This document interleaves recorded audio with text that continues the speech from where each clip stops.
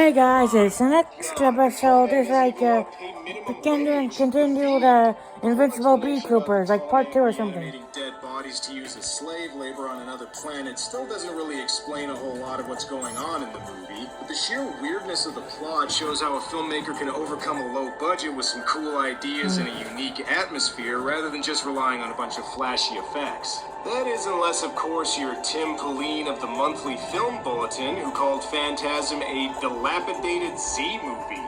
Oh, Tim, if you'd only seen some of the movies I've seen, you would know that this is way higher on the alphabet than a Z movie.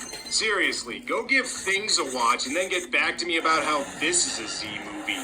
Reggie, unfortunately, can't resist touching the machine that sends people to the Tall Man's planet and causes it to go haywire, which really messes up his hair. And why does everyone try to hook up in this cemetery? It never goes well. Oh no, Reggie, you can't die! Seriously, he's in all the sequels. He literally can't die here. Well, that does it. They definitely need to find a way to get rid of the Tall Man. There's an old mine shaft.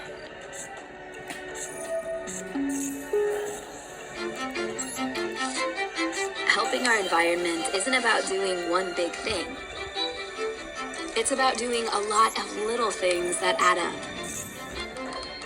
That's why we made the Aspire Vero, a laptop made with recycled material and packaging that can be repaired and upgraded to last longer.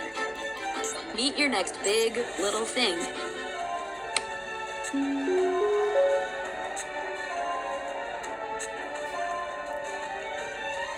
To tell you all the incredible things about T-Mobile, we tried to make a commercial with Bradley Cooper and his mother.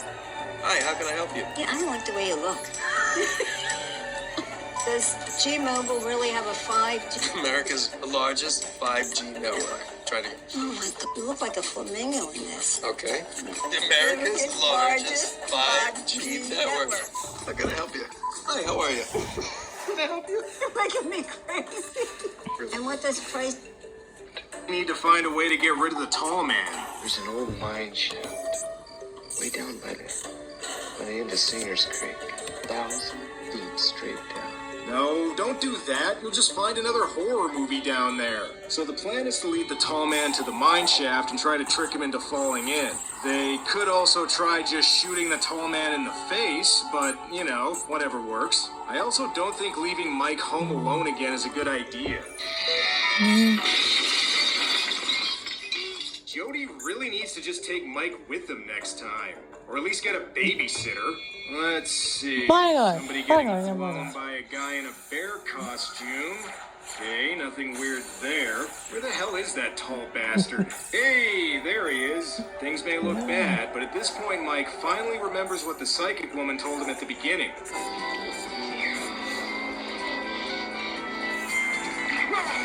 Aw, damn it didn't work. I knew that old bag gave me bad advice. The Tall Man also tries tempting Mike with some nookie, which I think means he's also a pedophile. Ooh. Alright, screw this. Time to get rid of the Tall Man for good.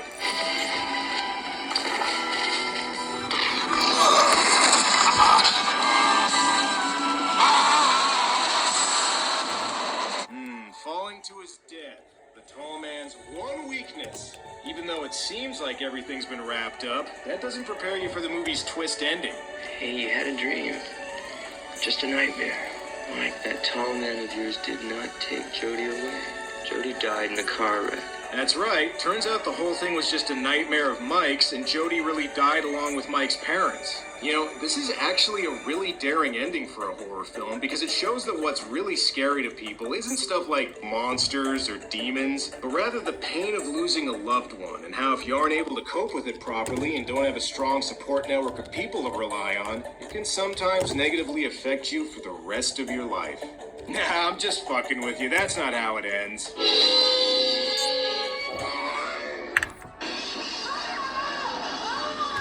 Yeah, that's right. Don't fuck with the Tall Man, kid. Oh, and I wasn't joking about this influencing Nightmare on Elm Street, because there is no way Wes Craven wasn't a fan of this movie. Although it wasn't quite a blockbuster success like the first Halloween film, Phantasm was still extremely profitable, making around 40 times its budget back. Critics, however, were less impressed, giving the movie mostly mixed to negative reviews, with many complaining that it didn't make any sense. Wow, mainstream critics in the 70s didn't like a horror movie?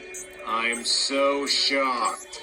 Despite this, the movie almost immediately started building a cult following and would end up getting 4 sequels, with the latest one, Phantasm Ravager, being released in 2016. Critics eventually came around to the film too, with many now considering it a horror classic. And this just goes to show that when it comes to horror, a lot of times fans know better than critics, at least at first. Phantasm belongs in the same category as films like The Texas Chainsaw Massacre and Evil Dead, in that they all show a talented young filmmaker using imagination and creativity to overcome a limited budget. Sure, there's parts that are a little rough around the edges, and some of the acting is a little stiff, but for the most part, the film shows a lot of ingenuity, especially considering Coscarelli was only in his early 20s when he made it. The fact that so many elements are never fully explained just adds to the movie's strange, dreamlike atmosphere, almost as if the whole movie really is just an extended nightmare being had by a young boy trying to deal with a family tragedy. It may not be as popular as some of the bigger horror franchises out there, but it's not hard to see why the Phantasm series still has a loyal cult following 40 years after it started. Of course, now that I've done the first movie, people are probably going to want me to do all the sequels eventually. Guess I'll put that on the back burner along with House, Night of the Demons, and all the other series I've started but haven't finished yet. Well, that's all for now. Until next time.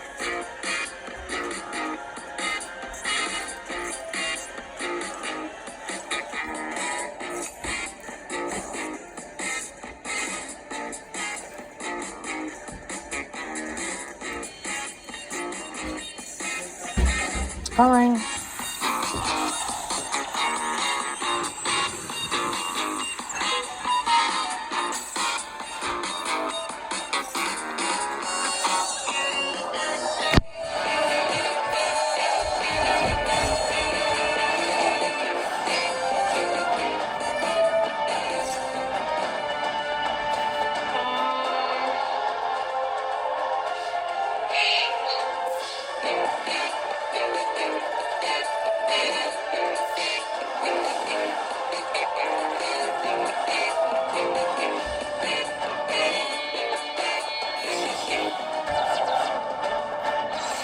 Mint's new family plan is just $15 a month per person. So I've asked my wife and plan member to back me. No, I just didn't. It's not during stuff. The boring stuff. Okay, I'm announcing a family plan where just 2 lines gets everyone a $15 price. I'm literally revolutionizing the category. She asked me age for this. Can you please let her know I'm upset? Really? No. Tell her I said that.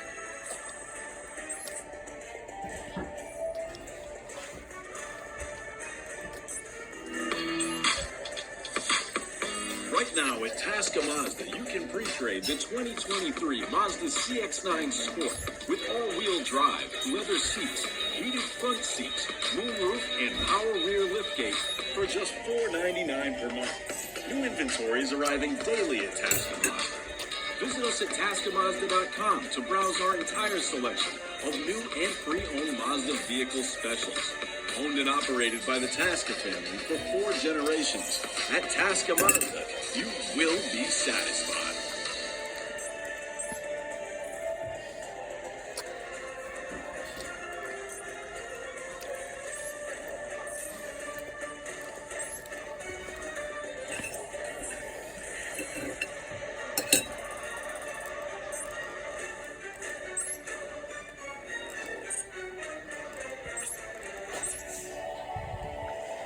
Hey, it's Brandon Tennant of Brandon's Cult Movie Reviews. Join me for In Search of Darkness, Part 2. The 80s was the splatter decade. There was something really dark and sexy and strange. People love this stuff. I just couldn't get enough of it. It's full of things that want to bite you and kill you. I love those Italian movies. They're just crazy. That's an image that I'll never forget. Hey, kids. Welcome to prime time.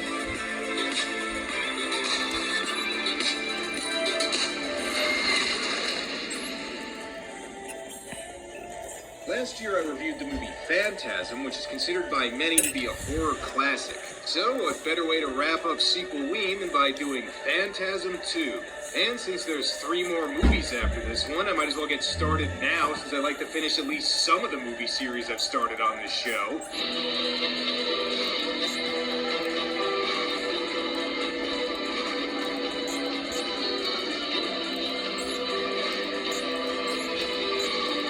The first Phantasm was a low-budget, independently produced horror movie that made up in imagination and creativity what it lacked in money, and as a result became a sleeper hit when it was released in 1979 and helped launch the career of director Don Coscarelli. But unlike other low-budget horror hits at the time that became franchises right away, fans had to wait almost a decade before getting a sequel. Part of the reason for this is because Coscarelli originally didn't want to do a sequel, thinking that the ending to the first movie was a conclusive ending to the story.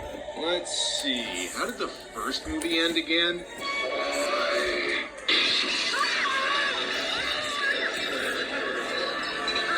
Oh yeah, I guess that was pretty conclusive. Eventually, though, Coscarelli turned around on the idea of making a sequel, and in 1988 we got Phantasm 2.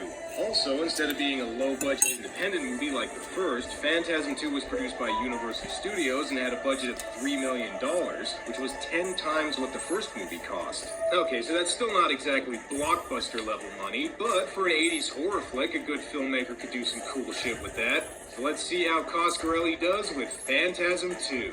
Damn, even the opening title seems to want you to know this movie's more expensive than the first one. No more plain red lettering for this movie. I'm not really sure why this girl's looking at storyboards from the original, but hey, whatever gets us to a recap of what happened. If you were wondering just how the story was going to continue after the ending to the first one, this does show us what happened. Although the flashback ad footage showing the tall man pulling up to Mike's house in a car, I always kind of thought it was creepier when he just appeared out of nowhere. What I'd really like is if this flashback explained the tall man's haircut at the end of the first one. Also, instead of Mike being dragged into a formless black void, we learned that it was actually just his closet the whole time. Quick, Reggie, save him!